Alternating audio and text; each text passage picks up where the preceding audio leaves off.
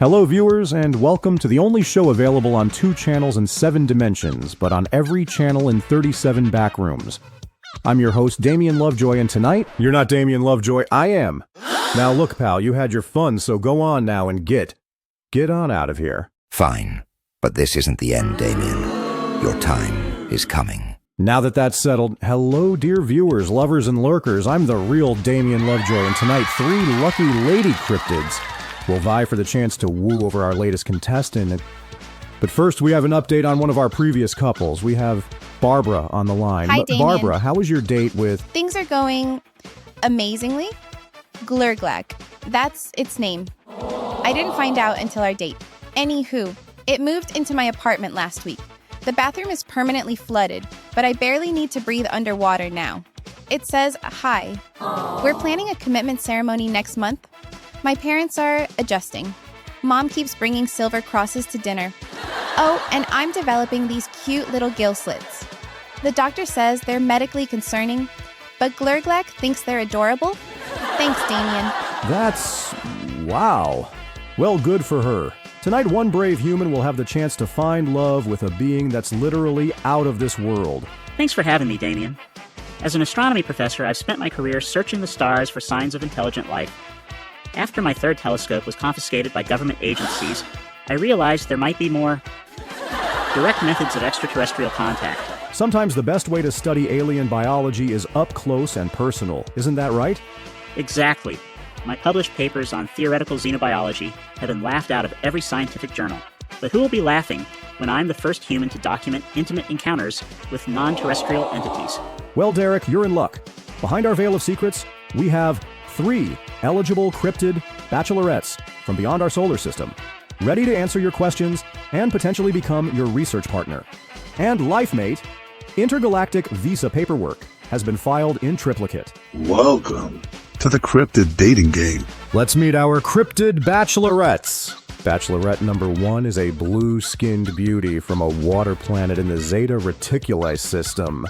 This aquatic alien can read minds, control small electronic devices, and has been studying human anatomy through our television signals for decades.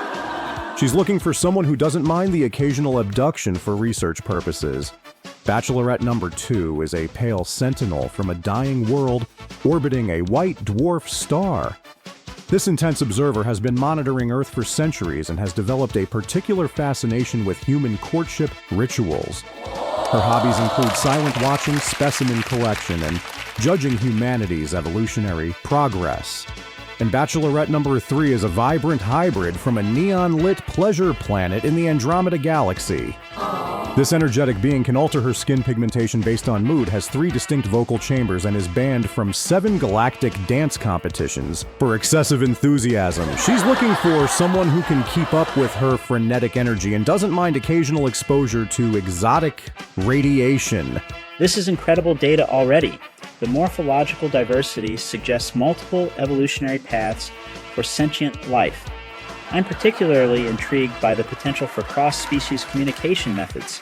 Remember, Derek, the goal is to pick your perfect cryptid companion based solely on their answers. No peeking at their extraordinary anatomies just yet. And remember our show's motto: what happens on Cryptid Dating Game stays on Cryptid Dating Game and stays with you for the rest of your life. Unless it results in a new hybrid species, in which case the Interdimensional Biological Registry requires detailed documentation. Bachelorette number 1. As an astronomy professor, I'm curious about your home planet. Could you describe your celestial origins and how Earth's gravity affects your, physiology? My world is primarily oceanic, orbiting a binary star system approximately 39 light years from your planet. We evolved from amphibious creatures who developed telepathic abilities to communicate through murky waters. I could demonstrate on you, but the last human whose mind I read had to be hospitalized for what your doctors incorrectly diagnosed as sudden onset schizophrenia. Fascinating. Telepathic evolution as a response to environmental conditions. It's making my no-no tingle. Bachelorette number 2. Similar question. What brought you to Earth, and what aspects of human biology do you find most intriguing? My species was assigned Earth as an observation outpost approximately 15,000 of your years ago. We have been monitoring human development since your early agricultural period. Your digestive system is unnecessarily complicated. Your reproductive process is inefficient. I have collected 724 human DNA samples during sleep observation procedures. Your specific genetic markers indicate heightened cerebral activity and reduced flight response. A partnership would provide me continuous access to observe human physiological responses to various stimuli. That's flattering? I'm severely uncomfortable. Bachelorette number 3. What kind of activities would we enjoy together if I chose you? Oh my Nebula, I have so many plans for us. We could go molecular dancing where we vibrate our atoms at matching frequencies. It's super intimate. Or I could take you phase shifting through 11 dimensions. You might temporarily lose your skeleton, but don't worry, it usually comes back. Also, your music makes my secondary and tertiary cardiovascular systems pulsate wildly and secrete a liquid that repels hair. But that doesn't look like it's really going to be a problem for you. The enthusiasm is certainly palpable. Maybe you can help my turtle come out of its shell, as it were. Bachelorette number 2. Hypothetically speaking, if we were to become romantically involved, would there be any physiological compatibility issues I should be aware of? Compatibility requires minor modifications. Your current respiratory system cannot process our atmospheric mixture. Your lack of any known musculature would require reinforcement to withstand our mating rituals. Your skin is also insufficient. However, these are surmountable obstacles. I have performed 37 successful human-compatible adjustments in previous studies. Only 17% resulted in permanent psychological damage. Those subjects now reside in what you call psychiatric facilities, drawing interesting patterns and speaking mathematical equations they cannot possibly understand. Always good to know the success rates up front. Indeed. Yikes. Bachelorette number 3. Same question about compatibility? Compatibility is all about creativity. My cellular structure can rearrange to accommodate any partner. It's like biological jazz, improvisation on a molecular level. Yes, there might be some temporary side effects, like your dreams becoming visible, or your thoughts manifesting as tiny floating creatures around your head. But that's part of the fun. The only real issue is, my emotional states can cause localized weather phenomena. My last breakup created a small hurricane, but I'm in a much better place now. The physiological adaptation capabilities are extraordinary. Bachelorette number 1. What would our typical day together look like? Our circadian rhythms differ significantly. I require only 2.7 hours of suspension in a urine solution daily. While you sleep, I would likely conduct various non-invasive examinations and perhaps explore your dwelling. I'm also well-versed in human cultural norms from extensive studies of your entertainment programming, though I still don't understand why Ross and Rachel's mating journey was so complicated. I would require weekly submersion in a mineral bath and occasional access to electrical current for nourishment. In return, I can offer protection from most Earth predators and the ability to temporarily suspend your pain receptors during inevitable accidents. That actually sounds quite reasonable. I'm intrigued and yet also confused. Time for the moment of truth. Derek, which of our extraterrestrial bachelorettes will you be taking on an interplanetary date? This is an unprecedented opportunity for xenobiological research and personal connection. While Bachelorette number 1's telepathic abilities are fascinating, and Bachelorette number 2's observational data would be invaluable, I've spent my entire career playing it safe within the rigid confines of academia. Science is about taking risks. I choose Bachelorette number 3. Her molecular phase-shifting abilities could revolutionize our understanding of quantum physics, and her multidimensional perspective might finally help me complete my unified theory of everything. Wonderful choice, Derek. Let's meet your new multidimensional girlfriend.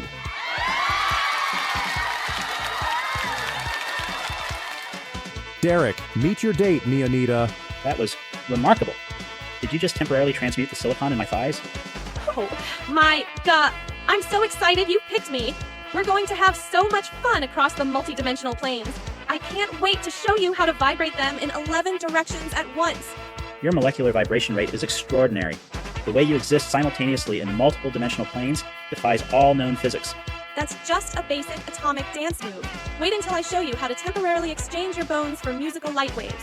A suboptimal choice. His cerebral structure showed particular compatibility with my telepathic frequency. When she inevitably causes your molecular structure to destabilize, my contact information is now stored in your phone's memory.